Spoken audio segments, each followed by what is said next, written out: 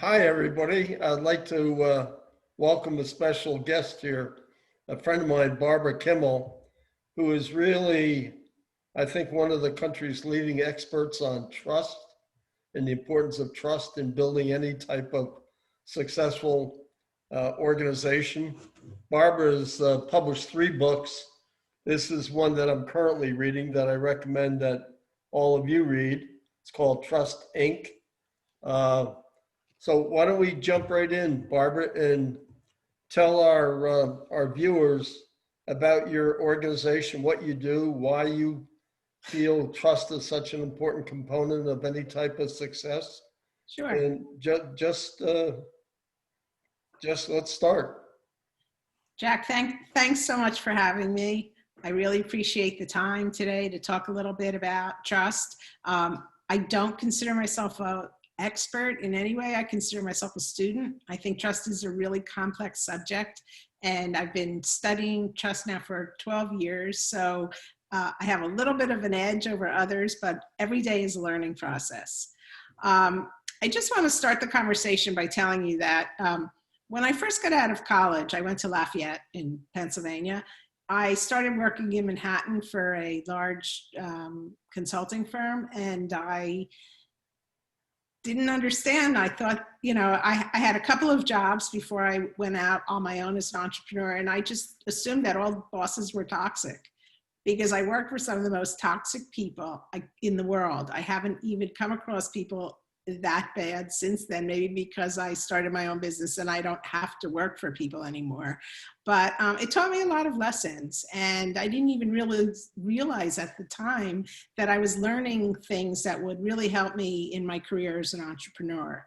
So as soon as I had an opportunity to jump ship, I did. I had just completed an MBA. I was moving out of New York City to Connecticut, and I started a company called Next Decade Inc. It was moved over to New Jersey about 25 years ago. It's a consulting firm. We do communications work with organizations that want to help build trust into their own internal platforms, and also to help their clients do that as well. And so that's kind of where we are. I've been involved in this now for 12 years.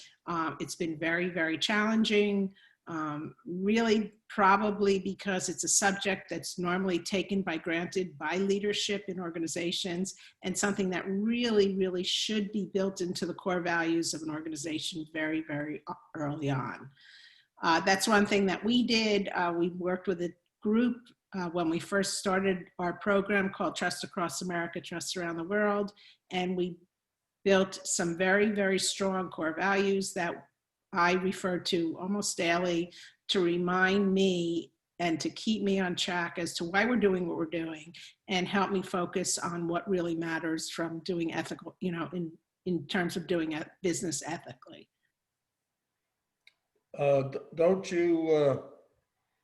Don't you think that most of those things are common sense and most people think like that, or have you found the exception? So, Jack, you told me in an earlier conversation that you've been married for quite a while. And so if you think about, if I asked your wife and I asked you what ethical decisions you've made in your marriage and how you've kept your marriage going for so many years, you and your wife would probably come up with similar words like honesty, truth, integrity. And so whether it's, all trust is interpersonal. It takes two people, and it is very commonsensical. But you have to stop and think about it. You can't take it for granted. You can't just assume it's there. A lot of business leaders, by virtue of their title alone, think that others will trust them just because they are the leader. And it's not how trust works. It's actually a learned competence. And it is really, we describe it as the outcome of principled behavior. And if you're not operating on ethical and moral and principled behavior, you can't expect your employees or any of your stakeholders to either. So it starts with the leader, whether you're an entrepreneur or a CEO of a Fortune 500 company, if you don't have the trust there and you haven't spent the time to learn it and build it, it's not going to be there. Tell us a little bit about the consulting practice you have. How do you bring trust to client organizations? What do you help them do? So right now our focus is on a survey tool that we developed. We started in 2017. We have what's called a Trust Alliance, and we crowdsourced all our members together and said, we want to build a survey tool that can start a trust discussion. What are the behaviors that we should include in this tool that will actually resonate with teams and organizations across any industry of any size? What would that look like? And so we spent a year, we had 90 suggestions initially that we were able to winnow down to 12. And those became the basis of what we call Tap into Trust. That's a free resource on our website at trustacrossamerica.com. It's available in 16 languages, and you can go into our website and see what those principles are. And so what we did after building that is we created a survey tool from those behaviors.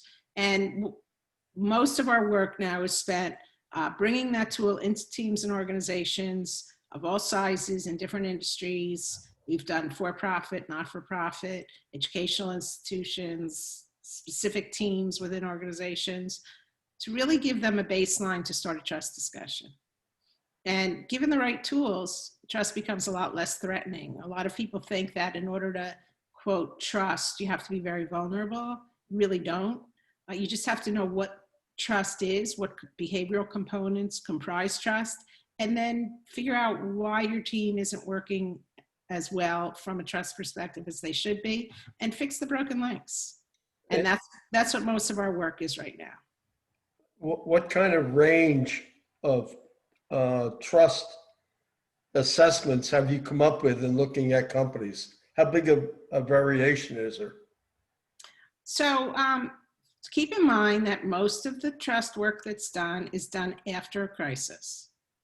Something's out of whack. It's very rare for any organization to say, hey, let's spend some money building trust. It's usually, there's a pain point that's come in, and they want to fix it or want to see if there's some way to address it. And so interestingly enough, we use the same survey in every organization. It's 1 minute, one question, and it gives a really clear picture of exactly what that team is thinking at that particular point in time. And then we can go in and we can take that picture with us and say, here's what your results look like. And, you know, what we very frequently see, we'll survey an executive team separately from an employee team. And we see very, very divergent responses. And so it's very, very common for us to see that the executive team really believes that they got that trust thing down, and the employees don't in any way agree. Now, very often, you know, we will be told, thank you very much, there's something wrong with your survey, and have a nice day. And we don't want to work with organizations any further that are not willing and ready, really, to fix the broken things, the broken links, to build the trust that's missing. How long does it typically take for you to go into an organization and see results? Well, again, it depends on which behavioral weaknesses need to be addressed and how how dispersed or diverse the teams are, and how long a process an organization is willing to spend fixing whatever it is that's broken. And very often it's, you know, what we've seen over the time that we've been doing this is it tends to be the same weaknesses in most teams, and those weaknesses are not difficult to fix. So this tool can be done just as simply as starting a trust discussion, you know, independent of any facilitation by a team. who has the right leader who can have a discussion with their team, to facilitated, long-term consulting engagements. Why do you think business schools don't really focus on trust as part of their MBA programs? I've actually, over the years, spoken to several business school professors at some of the leading business schools around the country. And they don't, very similar to business leaders, they don't have the, they take it for granted. They don't have the tools to really understand what trust is. They approach it, one professor who said he taught a course on trust approached it strictly from a prisoner's dilemma standpoint. Another professor who claims to be teaching trust at another business school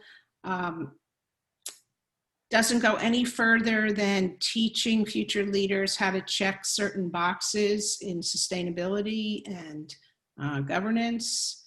And that's his framework for trust. So I really think, your question is a very, very good one. It's something that we've talked about internally with our council and with our Trust Alliance members. I don't think they have the tools or the resources to really understand what trust is and how to teach it to their students. Talk to us a little bit about your council and your alliance. So about 9 years ago, we started what has grown now to probably the largest global trust alliance. It's comprised of vetted members from all over the world who come from a variety of different silos and backgrounds, anything from, business leaders, CEOs, entrepreneurs. We have compliance folks in the alliance who realize that compliance should go beyond just rulemaking. We have HR people, we have corporate social responsibility people, all of these people, and many consultants, leadership consultants, emotional intelligence people. They all understand inherently that trust should play some role in the work that they do. And so out of that, we formed a smaller trust council. They're kind of my advisors on programming. And also we do quite a bit of writing together on hot topics that may come up from time to time that I believe really require the expertise of some of what I consider our experts. How do you work with your alliance members? How do you communicate?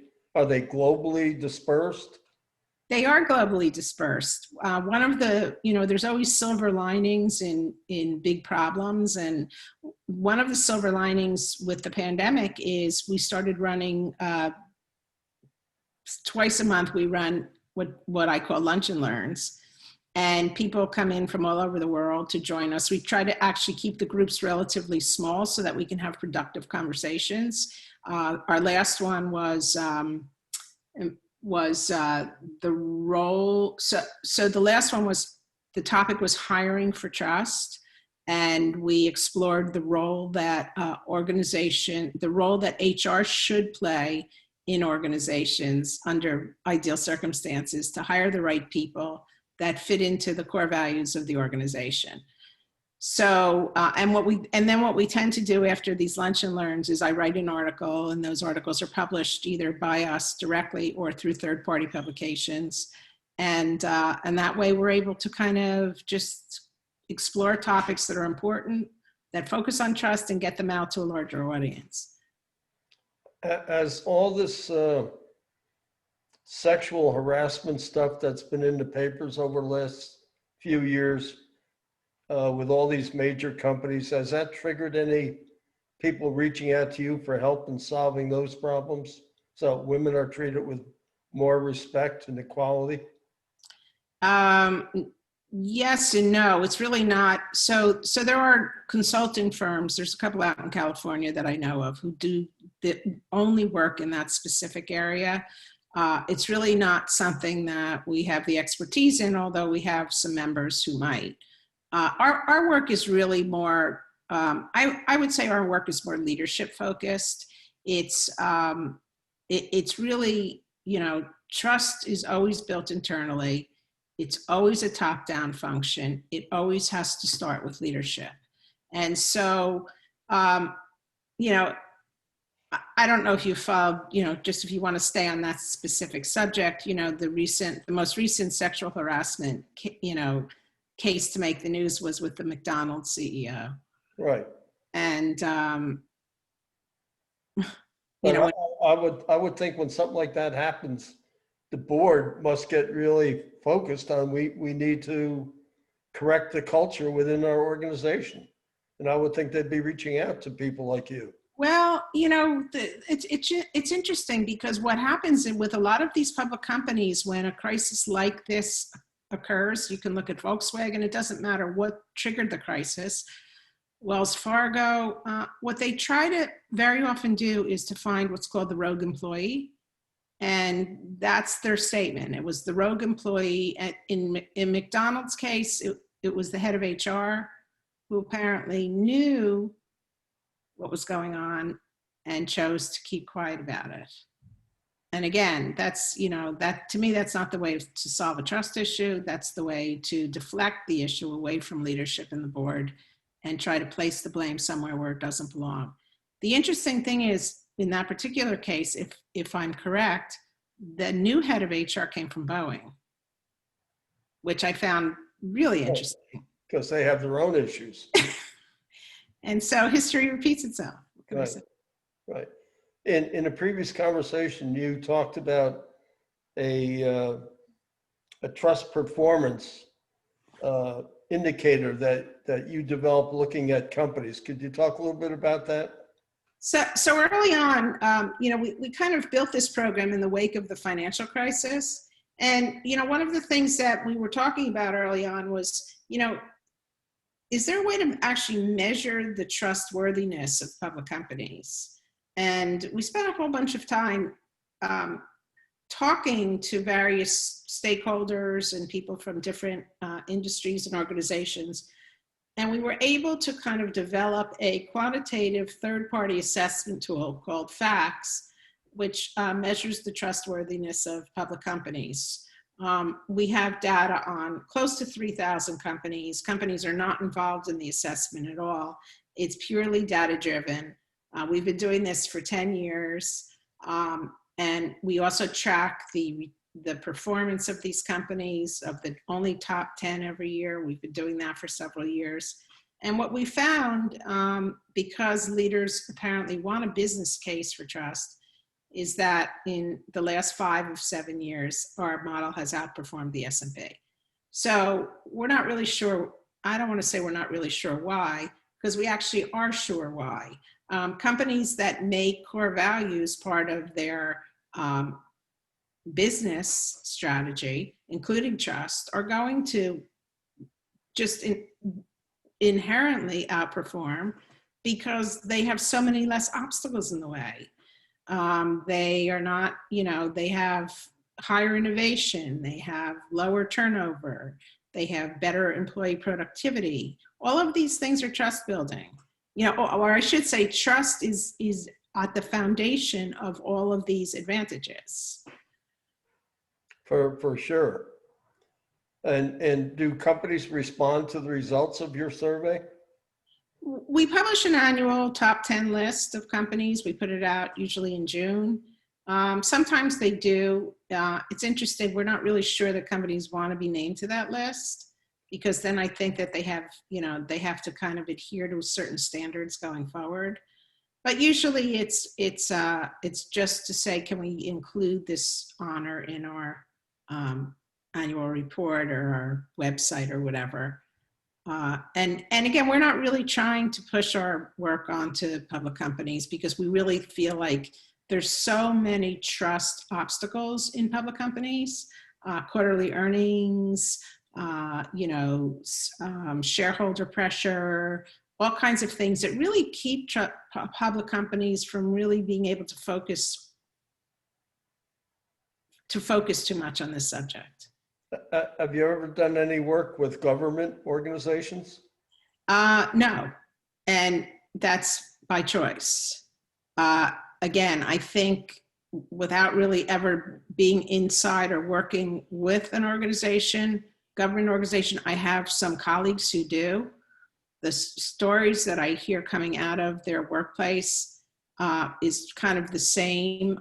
They are very, so let's use, well, I don't even want to use an example, but a lot of government organizations are customer centric.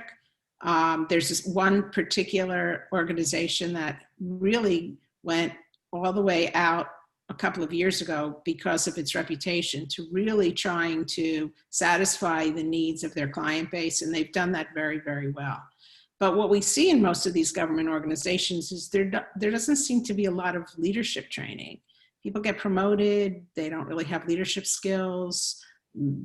That's just not a focus. They get elected without these skills. And they get elected without these skills. And we can see that just in our own state right now with what's going on in Trenton, where you have people running agencies who may not necessarily be the right people for the job. Right, right. Somehow, as a country, I think we have to solve that problem. Well, it doesn't seem to be getting any better on its own. That's for sure. No. That's for sure. What are some of your biggest challenges in running your business? Well, there's only so many hours in a day, and there's a whole lot of work to be done. And so I think, you know, we need to pick and choose where we can make the most, where we can have the most impact. And so that's always difficult to do. Every day I'm contacted by different kinds of organizations, people from all over the world with different kinds of issues. And so it's really, for me personally, it's a time factor. Some of the work that we get involved with goes off to some of our alliance members who, you know, kind of step up as specialists in certain areas that I don't have expertise in. So I would say the challenge right now is, you know, trying not to grow too big and trying to keep the quality of what we do intact without losing why we're doing this in the first place. What kind of advice would you give relative to trust to other entrepreneurs? Where should this be in their mind? So, you know, I would encourage every entrepreneur when they're first starting out to really think about what their core values are. We did that, and I would encourage other entrepreneurs to do that as well. Don't get out ahead of yourself. Understand that your customer comes first. We can get into this a little bit later on, or we can address it now with some really, really good advice that came from one of my colleagues at Microsoft recently. If you want to talk about that. Yeah, that'd be great. Let's do that. Okay, so there's a gentleman at Microsoft who is the head of, he's actually their director of enterprise sales. His name is Chris Geddes. You can find him on LinkedIn, and I think he's also on Twitter. And he wrote an article really interesting a couple of weeks ago that caught my eye. And I contacted him and asked him if I could discuss some highlights from the article in our conversation. Of course, he said absolutely. And so if you have a couple of minutes, I'll just run through these very quickly. That'd be great. That'd be great. So spot on. So the title of the article is The Importance of Trust, 3 Steps to Build a Culture of Trust-Based Selling in Your Team. And so after discussing some of the components of trust, he talks about the 3 steps to building trust. The first one being aligning objectives. And he describes that by saying, this means that you need to let go and give up control by removing sales quotas and targets. Instead, focus everything on being customer centric. And again, this is in a sales process. This is not in a building a team process, because I think when it comes to a team or a new entrepreneur starting out, building trust with the team comes before building trust with the customer. But again, Chris is talking about in the sales process specifically. So So, and he also goes on to say in aligning objectives that revenue is the byproduct of trust. So his second step in building trust is aligning the infrastructure. And he talks about, he says your rigid sales process is a process that your company is imposing on your customers. It's not customer centric. It is, insert the name of your company, centric. So the focus really, again, needs to be on the customer and not on your needs. It has to be on the customer's needs. And then the third thing he talks about is activating your sales team's true potential. And in reference to that, he says, and I really like this, it will stick with me. It's one of those tidbits of great advice. To move from a golf team where your success doesn't motivate you to help me achieve my own success to a soccer team where we all sink or swim together. And he concludes this article by saying that the first hurdle in making this transition is achieving leadership buy-in. And that basically, if you're an entrepreneur starting an organization, and you're not willing to learn trust as, to focus on trust as a learned competency, you may have some short-term success, but you're not going to have any long-term wins. I certainly agree with that. Do you think trust in any way can be part of the recruiting and evaluation of potential new hires in an organization? Absolutely, it can. But it's got to be it. So if trust is not a core value of the organization, then the HR team is not going to hire for trust. And so that discounts or excludes most organizations, because if they're not given instructions on what that means and how to do it, because it's not a core value, then they're primarily going to hire for competence, which is what most organizations do. They don't hire for character. And of course, trust is definitely somewhere in that character realm.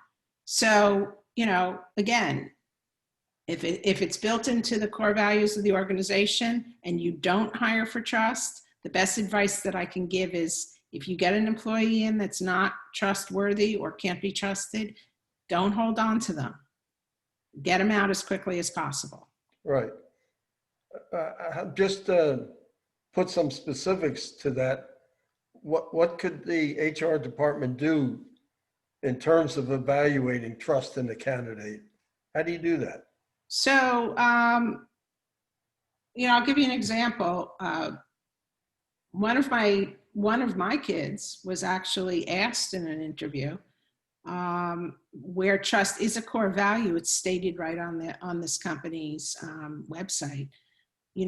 How will you help to build trust in the team that you're assigned to? So again, what we find in most hiring processes, these kinds of subjects are not even addressed. They're going to go through, somebody really described recently to me that most HR departments are really just extensions of compliance. And so, what's the normal hiring process? Pass the lie detector test, give us some urine, pass the urine test. Right. What do you know about, which programming languages do you know? How much finance experience do you have? Okay, check, you're in. Right. And that's it. And so then you get what you get and you don't get upset. And if there's no alignment with the team's core values or the core values of the organization, or if they even have any, then you wind up with a big mishmash mess. And, Jack, I just started reading an article a little while ago. I saved it. I'm going to send it to you. Gallup just came out with a new study this morning. And they track employee engagement. So before the pandemic, employee engagement, I think, was at 35%. That means 65% of employees aren't engaged at all. Horrible. That's horrible. And it's been like that for years. So somehow at the beginning of the pandemic, Gallup was like, employee engagement's going way, way up. And everybody's thinking, wow, this is great. This must mean that micromanagement doesn't work and that employees are thrilled, happy, and excited to be not under the thumb of some manager or leader that doesn't have a clue as to how to lead a team. And so all the engagement numbers started going up. Now they're saying, now as of this morning, they're saying that employee engagement numbers are leveling back down to where they were at the beginning of the pandemic. And why would that be? Well, I think in most organizations, there was, everyone went into panic mode. And rightly so. Right. I mean, all of a sudden, offices shut down. People didn't know what the heck was going on. I think maybe everyone or a lot of employees said, we need to step up right now for fear of losing our jobs. Right. In other words, it wasn't let's step up for the team. It was like, oh crap, everybody I know just lost their job except me. Yes. I better really get up earlier in the morning and sit down in front of that computer and do what I have to do. Yeah. Now, I mean, the funny thing is, one of my kids works in a company where all teams are dispersed, and they have been before, they were before the pandemic. So they don't have the challenge of not being in an office anymore because most of them were not in an office before. They don't need to overcome that challenge. They work very, very well together as a team. Right. They had almost no disruption at all. I think. But now what we hear, you see, so the rhetoric now, and it's just so fun. It's not funny, sad to me, is let's fix this whole trust thing now that we have with remote working by putting little surveillance things on people's computers. It's not going to work. Of course, it's not going to work. That just works against trust. Okay, so you say, why are employee engagement numbers dropping again? If that's the only solution that business leaders can come up with to fix the trust problem, it just goes to show that they're really not fixing something. You can't fix something that never existed. It's like building a house with no foundation. Right. So if the foundation of trust wasn't there before the pandemic, you can't rebuild something that wasn't built in the first place. So again, how most organizations, it's all about the KPIs and risk indicators and compliance and rules and regulations. And, and also, old school leadership is fear. And, and we still see a lot of fear-based organizations where leaders are, think that just by virtue of them being given the title of leader, that everyone should trust them regardless of how they act and quote, lead. And fear-based leadership is, fear is a killer of trust.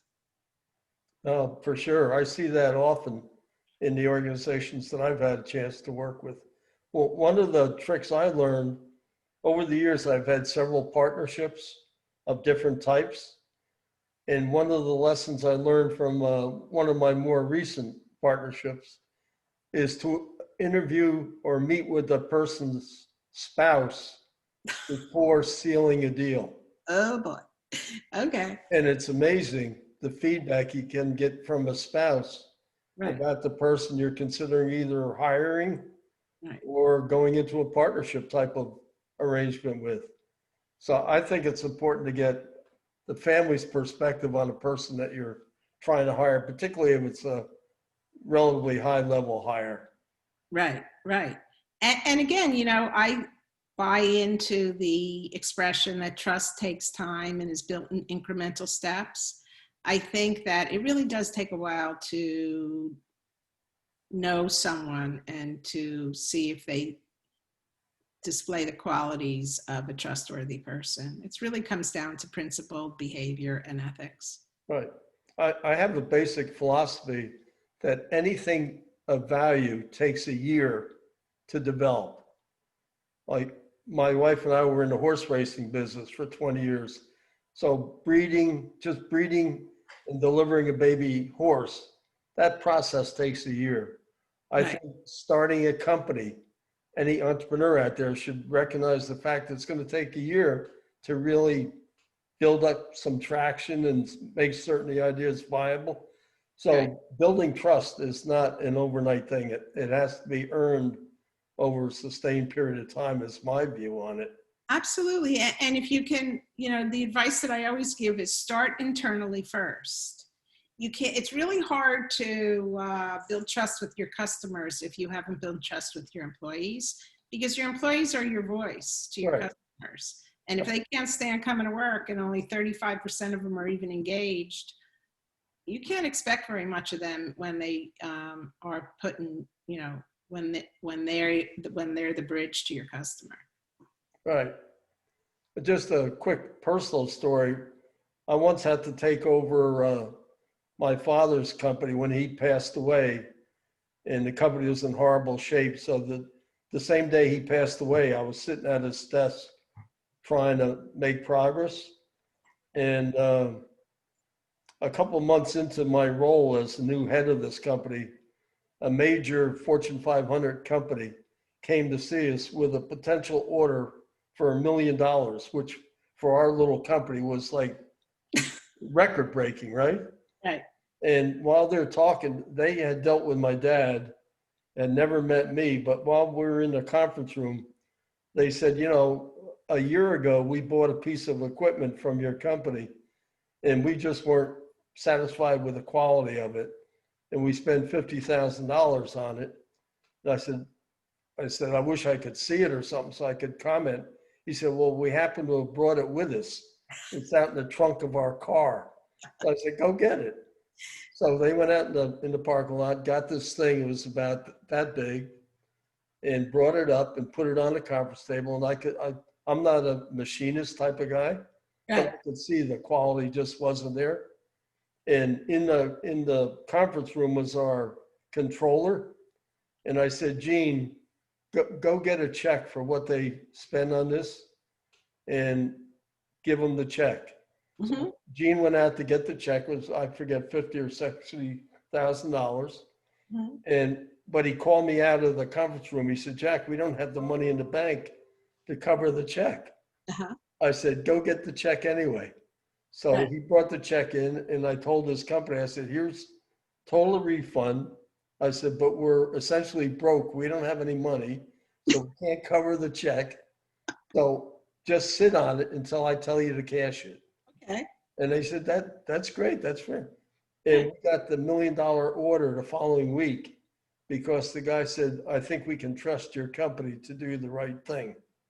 Of course. Clear evidence of doing things in the right way. Absolutely.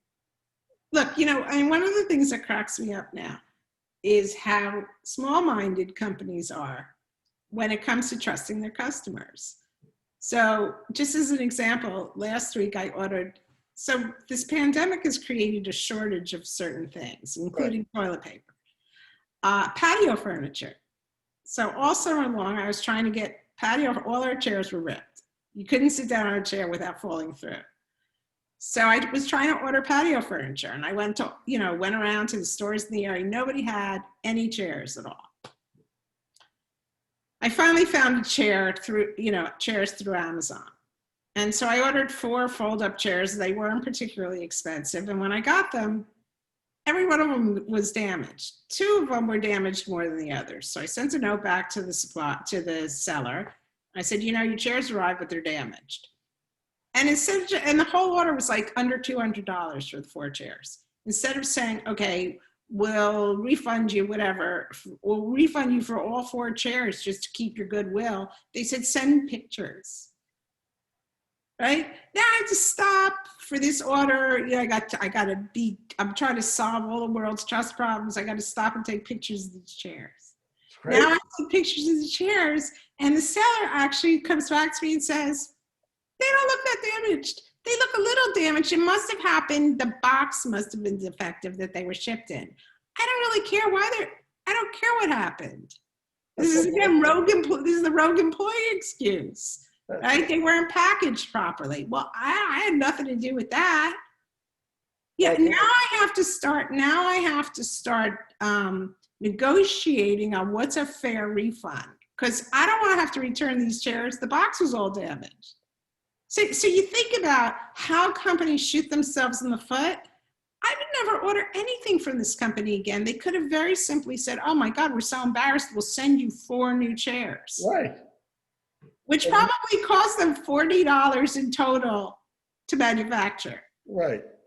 And if they had done that, you'd be telling that story for the next 30 years. Of course, instead of telling the bad chair story. Right, right. Well, Barbara, I'd like to really thank you for this great conversation. Right. I hope that you've raised awareness about the importance of trust for anybody who's trying to start or lead an organization of any size, any type. And what we do at the end of every course is we include the contact data of all of our guest instructors. So we're going to certainly include you there.